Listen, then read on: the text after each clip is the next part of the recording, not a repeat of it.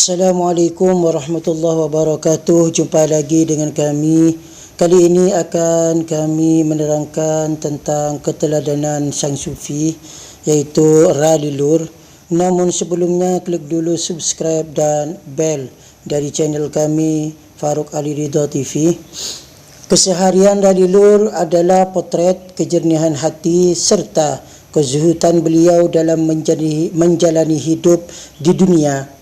Sufisme yang mengakar kuat dalam diri Ralilur, komitmen menjaga keteguhan hati untuk tidak terkontaminasi oleh gemerlap duniawi serta totalitas diri dan hati untuk senantiasa menghamba kepada Allah Subhanahu wa taala, melahirkan perilaku keseharian yang layak menjadi uswah bagi kalangan masyarakat, khususnya di tengah-tengah hiruk-pikuk problematika sosial yang semakin beragam dan diperparah dengan minimnya potret keteladanan dari figur-figur publik.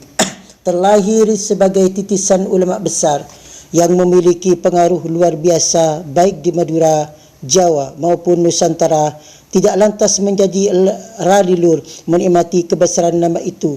Justru sebaliknya, penampilan Ralilur sangatlah bersahaja dan jauh dari kesan bahawa beliau adalah orang terhormat.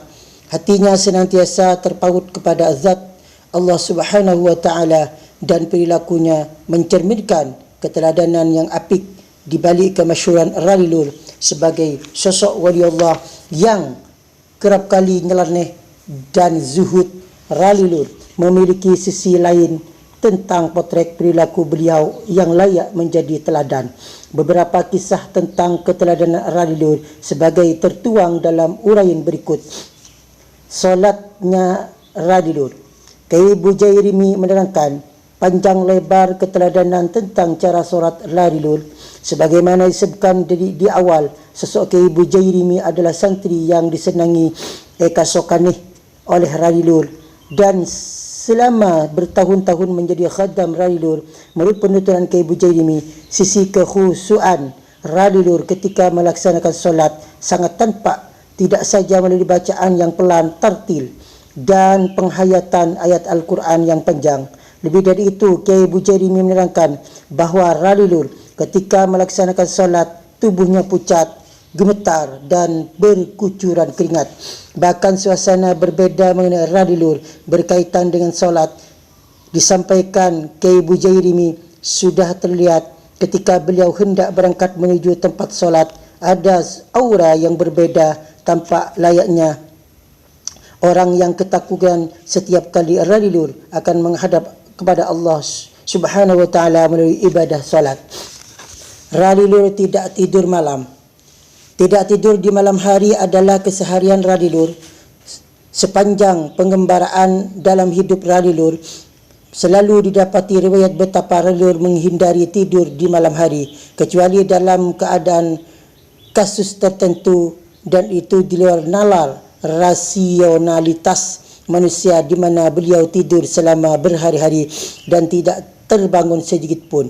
Saat beliau masih menetap di Banyuates, kebiasaan beliau ketika tiba waktu malam adalah berada di tepi pantai menghabiskan waktu sepanjang malam. Kebiasaan seperti ini menghabiskan waktu sepanjang malam di pinggir pantai juga menjadi kebiasaan Ralilur ketika masih menetap di Sepuluh.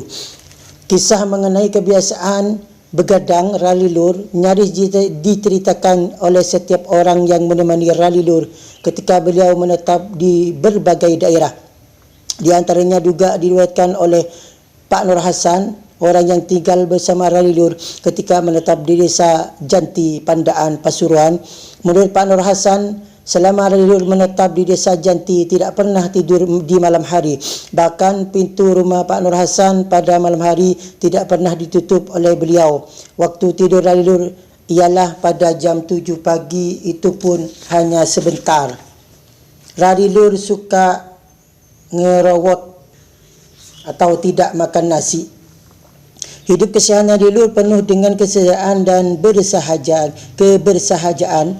Dalam urusan makan, beliau menjalani proses ngerawat, iaitu menjalani laku prihatin dengan tidak memakan nasi, melainkan jenis makanan lain menggantikan posisi nasi sebagai makanan pokok. Selama di Demangan, Ralilur lebih sering mengkonsumsi telur sebagai ganti dari nasi.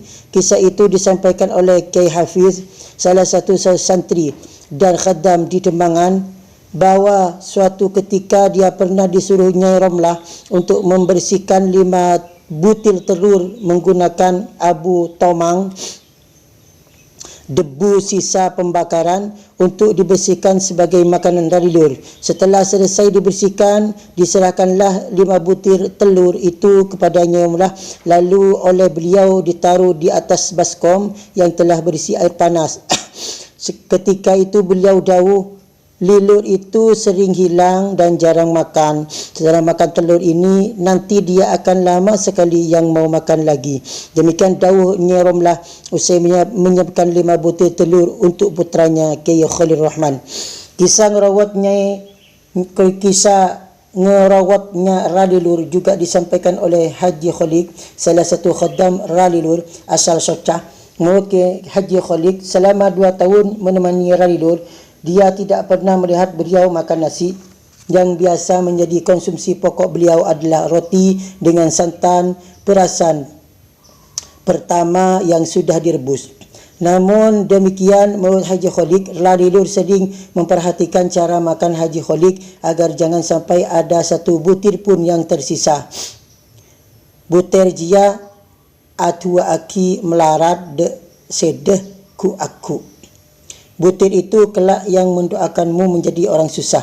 Demikian dawuh Ralilur, yang sebagai peringatan agar tidak satu butir pun tersisa saat Haji Khalid makan nasi. Kepedulian sosial Ralilur.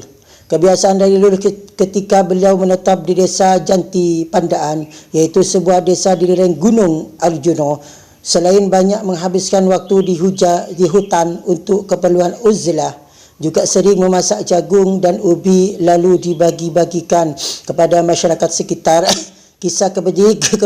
Kisah kepedulian sosial beliau juga pernah diceritakan oleh Kiai Bujairimi, iaitu ketika Ralilur menetap di desa Jatra Banyuates. Syadan, ada seorang yang sangat miskin di desa Jatra Banyuates bernama Tuma. Bisa dikatakan dia tergolong tuna wisma, iaitu orang yang tidak memiliki tempat tinggal. Yang satu-satunya milik Tuma kala itu adalah sepetak tanah. Kondisinya sungguh sangat memprihatinkan. Melihat kondisi orang tersebut, Ralilur ingin menolong. Lantas beliau meminta beberapa orang dari desa Kembang Jeruk untuk membuatkan tempat tinggal atau rumah sederhana bagi Tuma. Berkat Ralilur hingga hari ini Tuma bisa memiliki tempat tinggal meskipun sederhana. Kisah lainnya, konon kebiasaan masyarakat sekitar tempat Ralilur menetap di Banyuates adalah pergi ke pantai untuk menangkap ikan ketika musim kemarau. Ketika musim kemarau tiba. Ketika itu musim kemarau tiba dan seperti biasa masyarakat sekitar berbondong-bondong ke pantai. Tapi ternyata kenyataannya tidak seperti kemarau pada umumnya. Mereka tidak mendapatkan ikan, merasa susah dengan kondisi yang tidak menguntungkan itu. Para anggota masyarakat tersebut sepakat untuk sowan ke Ralilur untuk memohon barokah dan semacamnya. Walhasil, setelah sowan kepada Ralilur, alhamdulillah hasil tangkapan ikan melimpah ruah dan bahkan lebih banyak dari musim kemarau sebelumnya. Selain kisah di atas, seringkali beliau mengajak supirnya ke Sampang hanya untuk membeli nasi sebanyak 50 sampai 150 bungkus. Kemudian nasi bungkus tersebut beliau bagi-bagikan kepada orang-orang yang beliau temui dalam perjalanan pulang dari Sampang sampai ke Arusbaya Bangkalan. Berbicara kepedulian sosial Ralilur, beliau hingga akhir hayatnya selalu menjadi tumpuan masyarakat banyak sebagai sosok yang dinanti isyarah dan barokah sebagai jalan keluar dari masalah-masalah hajat hidup orang banyak. Ralilur rajin mutalaah dan takdim terhadap ilmu. Jika banyak yang mengisahkan tentang kealiman Ralilur dan referensinya yang cukup luas mengenai karya-karya ulama, bahkan dikisahkan bahawa Ralilur banyak hafal kitab ulama termasuk kitab Jawahir Al-Maknun dan lain-lainnya. Hal itu selain memang didukung oleh makom beliau sebagai sosok yang mukasyafah, tentu juga kerana berbanding lurus dengan kecintaan serta semangat beliau dalam mengkaji kitab atau mutalaah. Berdasarkan pengakuan Ki Hafid, salah satu khaddam beliau ketika di Demangan, Lalidur tidak pernah tidur di waktu malam dan menghabiskan sepanjang waktu dengan mutalaah. Sebuah kitab berukuran besar adalah kitab yang sering dibaca Lalidur. Kiai Hafid pun tidak mengetahui apa nama kitab yang menjadi bacaan rutin Lalidur dalam setiap malam. Pengakuan selaras juga disampaikan oleh Hajjah Mos, khaddam yang menemani Lalidur di tempat menetapnya yang terakhir, iaitu di Desa Banjar Galis, Bangkalan, bahawa keseharian Lalidur tidak pernah tidur di malam hari dan diisi dengan kegiatan membaca kitab. Lalidur memiliki koleksi kitab kuning yang sangat beragam. Karena itulah Habib Abdul Rahman As-Segaf menjuluki beliau sebagai kiai yang kutu kitab. Perihal koleksi kitab Lalidur, ada satu kitab yang ketika memegang atau membukanya selalu lebih penuh dengan kehati-hatian daripada yang lain. Menurut riwayatnya, kitab itu adalah kitab pemberian Kiai Muntasor, ayah angkat Lalidur. Selain rajin mutalaah, Lalidur sangat menjaga adab ketika hendak mengaji atau membahas hukum-hukum tertentu dalam sebuah kitab. Kendati pakaian kesayangan Lalidur hanyalah kaos singlet kusut yang membalut tubuh serta celana pendek nan cingkrang, namun ketika berkaitan dengan majlis ilmu atau ketika beliau hendak membahas suatu permasalahan dalam sebuah kitab, maka beliau merapikan busana terlebih dahulu, memakai busana yang apik serba putih, bahkan bersurban sebagai bentuk adab terhadap ilmu Allah yang akan dipelajarinya. Lalidur singkirkan dominasi turis asing. Wakilah, di Kabupaten Bangkalan sering diselenggarakan kegiatan budaya kerapan sapi yang menjadi magnet perhatian para turis asing, bahawa banyak sekali para turis asing berkunjung ke Bangkalan untuk dapat menyaksikan event tersebut. Suatu ketika Lalidur hendak ke Surabaya bersama khaddamnya dan seperti biasa untuk menyeberang laut naik kapal. Ketika beliau bersama khaddam hendak naik ke dek kapal lantai 2, beliau dicegah oleh awak kapal dengan alasan sudah diboking oleh turis asing. Pelarangan yang sama ternyata juga berlaku bagi banyak penumpang lain selain turis asing itu. Mengenai perlakuan yang tidak sama tersebut, Lalidur marah besar hingga awak kapal yang semula melarang menjadi ketakuan lalu membiarkan beliau naik ke atas. Lantas beliau naik ke serta mengajak semua penumpang yang semula dilarang naik untuk ikut bersama Lalidur duduk di lantai 2. Setelah para penumpang selain para turis itu telah naik ke lantai 2 semuanya, rupa-rupanya para turis itu merasa terganggu dan tidak nyaman. Akhirnya para turis dengan terpaksa turun ke lantai 1, sedangkan Lalidur bersama masyarakat pribumi menempati lantai 2 layaknya penumpang kapal pada umumnya. Kezuhudan Lalidur. Penampilan kesahanan Lalidur sangatlah sederhana dan jauh dari kesan mewah. Bahkan menurut salah satu khaddamnya, saking kuatnya komitmen beliau menghindari hal-hal duniawi yang dapat melalaikan hatinya kepada Allah Subhanahu wa taala, beliau sampai tidak berkenan untuk sekedar duduk di sofa. Kepada santri, pesan beliau adalah senantiasa menggantungkan dan memfokuskan hati hanya kepada Allah Subhanahu wa taala semata. Lalidur pernah dihadiahi uang yang lumayan banyak oleh sekelompok masyarakat di Banyuates sebagai ungkapan terima kasih atas doa dan barokah beliau. Penangkapan ikan yang semula nihil tanpa hasil menjadi melimpah ruah pasca orang-orang yang biasa mencari ikan itu sowan ke Lalidur. Hal yang mencengangkan dari peristiwa itu ternyata uang-uang hasil pemberian di atas seakan-akan tidak diperhatikan oleh beliau. Jangankan disimpan di tempat aman dalam lemari misalnya, uang yang diberikan kepada Lalidur, justru beliau letakkan uang tersebut di pagar dan beberapa pohon pisang yang ada di sekitar tempat tinggal beliau, yaitu kediaman Kiai Bujairimi. Lalidur puasa bicara. Di antara keistiqomahan beliau dalam meniti jalan sufi adalah tirakat.